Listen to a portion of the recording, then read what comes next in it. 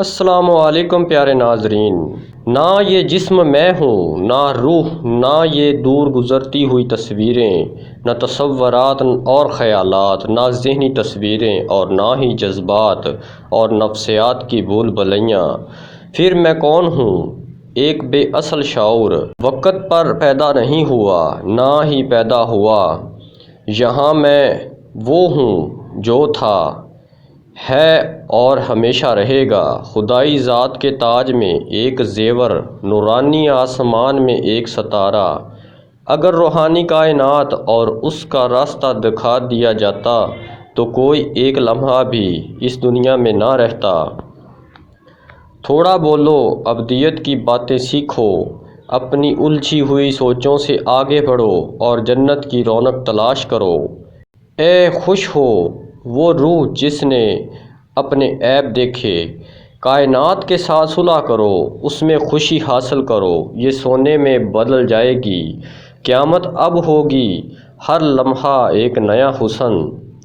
کشتی میں پانی کشتی کی بربادی ہے، لیکن کشتی کے نیچے پانی اس کا سہارا ہے۔ اگر جہالت کے اندھیروں میں آپ کسی شخص کی اصل فطرت کو نہیں پہچانتے ہیں تو دیکھو کہ اس نے اپنا لیڈر کس کو چنا ہے۔ سچائی دل کو اس طرح اٹھاتی ہے جیسے پانی پیاس کو تر و تازہ کرتا ہے۔ محبت کرنے والے کو دل میں درد ہوتا ہے، یہ دوائیوں سے ٹھیک نہیں ہو سکتا۔ یا سونا یا کھیل، لیکن صرف اپنے محبوب کو دیکھ کر۔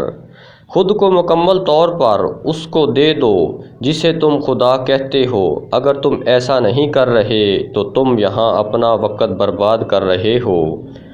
تیرا نام میری زبان پر ہے، تیرا نقش میری نظر میں، تیرے یاد میرے دل میں ہے۔ میں یہ الفاظ کہاں بھیجوں جو میں لکھوں؟ کوئی ہے جو ہماری دیکھ بھال کرتا ہے پردے کے پیچھے سے۔ سچ میں ہم یہاں نہیں ہیں، یہ ہمارا سایہ ہے۔ اپنی زندگی اس کو دو جو پہلے سے ہی آپ کی سانسوں اور آپ کے لمحات کا مالک ہے۔ جنت ان چیزوں سے گھری ہوئی ہے جس کو ہم ناپسند کرتے ہیں، اور جہنم کی آگ اس چیز سے گھری ہوئی ہے جس کی ہم خواہش کرتے ہیں۔ ان لوگوں کو نظر انداز کریں جو آپ کو خوف زدہ اور اداس کرتے ہیں، جو آپ کو بیماری اور موت کی طرف لے جاتے ہیں۔ روشنی اور سایہ دونوں ہی محبت کا رقص ہیں۔ محبت کا کوئی سبب نہیں، یہ خدا کے رازوں کا ستارہ ہے۔ عاشق اور محبت لازم و ملزوم اور لازوال ہے۔ اگرچہ میں محبت کو بیان کرنے کی کوشش کر سکتا ہوں، لیکن جب میں اس کا تجربہ کرتا ہوں تو میں بے آواز ہو جاتا ہوں۔ میں محبت کے بارے میں لکھنے کی کوشش کر سکتا ہوں، میرا قلم ٹوٹ جاتا ہے اور کاغذ اس ناقابل جگہ جگہ پر پھسل جاتا ہے جہاں محبت کرنے والے اور محبت کرنے والے ایک ہیں۔ میری پیاری جان، فضول سے بھاگو، صرف ان کے قریب رہو جو پاکیزہ دل والے ہوں، جیسے متوجہ ہوں۔ کوا تمہیں قبرستان تک لے جائے گا، طوطا چینی کی گانٹھ کی طرف۔ تم جنت کی جڑ ہو، صبح کا ستارہ، روشن چاند، لامتناہی محبت کا گھر۔ اپنی انا کی گائے کو جتنی جلدی ہو سکے مار ڈالو تاکہ آپ کی باطنی روح زندہ ہو اور حقیقی شعور حاصل کر سکے۔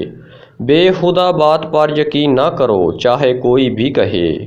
خدا کی خاطر یا اپنی جان کی سلامتی کے لیے لوگوں کے ساتھ بھلائی کرو تاکہ تم ہمیشہ پاکیزہ دیکھو اور اپنے دل کو نفرت کے اندھیروں سے بچاؤ۔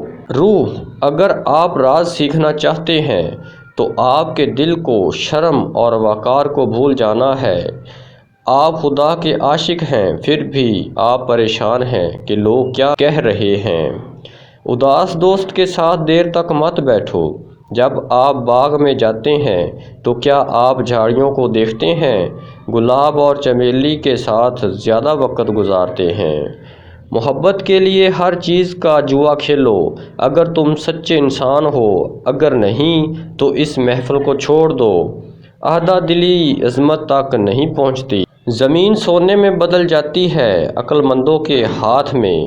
تم چلے گئے اور میں خون کے آنسو رویا۔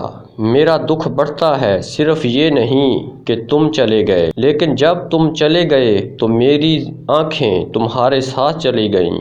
اب میں کیسے روؤں؟ سورج ہر روز نئی اور طاقتور رازوں کے ساتھ واپس آتا ہے۔ اپنے ارد گرد غور سے دیکھو اور روحوں کی تلاش کو پہچانو۔ ان لوگوں کے پاس بیٹھو جو تمہیں اس طرف کھینچتے ہیں۔ خدا نے وہم کو حقیقی اور حقیقی کو وہم بنایا۔ روایتی رائے ہماری روح کی بربادی ہے۔ قصور اس کا ہے جو الزام لگاتا ہے۔ روح تنقید کے لیے کچھ نہیں دیکھتی۔ جب آپ اپنی تعریف کرنا چھوڑ دیتے ہیں اور دل کی آنکھیں اپنے ویژن کو وسیع دوسری دنیاؤں کے لیے کھولیں، پھر آپ جو بھی کریں گے قابل تعریف ہو جائیں گے۔ میں قرآن کا خادم ہوں۔ جب تک میری زندگی ہے میں محمد کے راستے کی خاک ہوں۔ آپ کی زندگی میں آپ کو کیا بلا رہا ہے؟ جب سارا شور خاموش ہو جائے گا، میٹنگیں ملتوی ہو جائیں گی، فہرستیں ایک طرف رکھ دی جائیں گی اور جنگلی ارس اندھیرے جنگل میں خود بخود کھل جائے گا، اب بھی آپ کی روح کو کیا چیز کھینچ رہی ہے؟ اگر آپ کا نفس بالکل ڈھیلا پڑ چکا ہے، ہم بستری کے وقت کھڑا نہیں ہوتا، تو نفس میں تناؤ کے لیے بہت ہی زبردست نسخہ نوٹ فرما لے۔ نفس میں تناؤ کے لیے نسخہ: تخم کونچ 50 گرام، اسگندھ 50 گرام، گوند 20 گرام، موسلی سنبل 50 گرام، ستاور 30 گرام۔ تمام ادویہ کو الگ الگ کوٹ چھان کر مکس کر لیں۔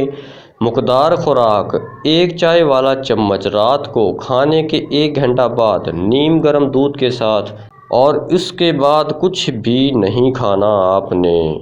تو انشاءاللہ آپ دیکھیں گے کہ کچھ ہی دنوں میں آپ کو بہت زیادہ فرق نظر آئے گا اور آپ کا عضو خاص پتھر کی طرح سخت ہو جائے گا۔ اندھیرا درختوں اور پھولوں کو آنکھوں سے چھپا سکتا ہے، لیکن محبت کو روح سے نہیں چھپا سکتا۔